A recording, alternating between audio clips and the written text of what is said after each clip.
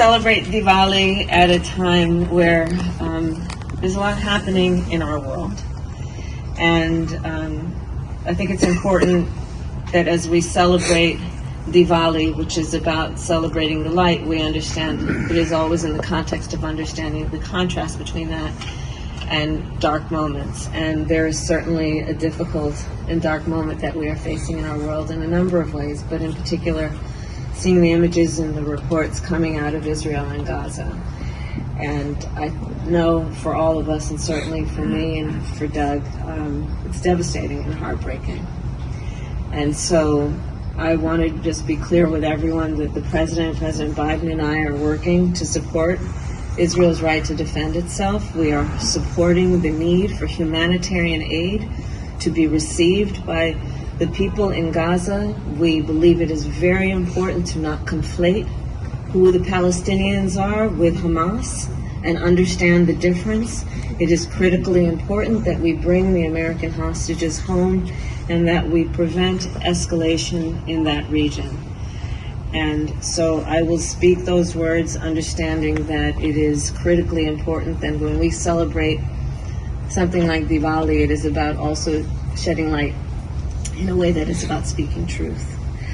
I also want to say that for the Palestinian people, and I've said this many times and I'll say it again, they have a right and deserve to have an opportunity for self-determination and dignity, and that is something we will continue to support as well.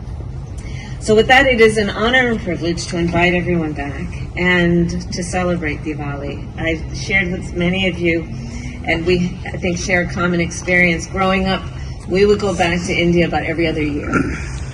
And usually it was around the timing was to avoid monsoon season.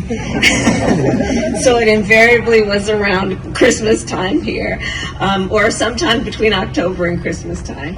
And most often it was around Diwali. And those are some of my fondest memories of being in India and the time that we spent with our family. For many of you, I hope you had the experience, but for us, it was going to sleep and then being woken up in the middle of the night and getting prepared for the festivities of the day. And then it included going to the eldest in our family, which was our grandfather, and namaskaram, and then gifts. Oh, that was fun. And then running in the streets with sparklers. And it was always such a beautiful celebration of community and family. It was a way for children to, I think, understand through the traditions of that celebration the importance and the joy that should come with shedding light on moments of darkness.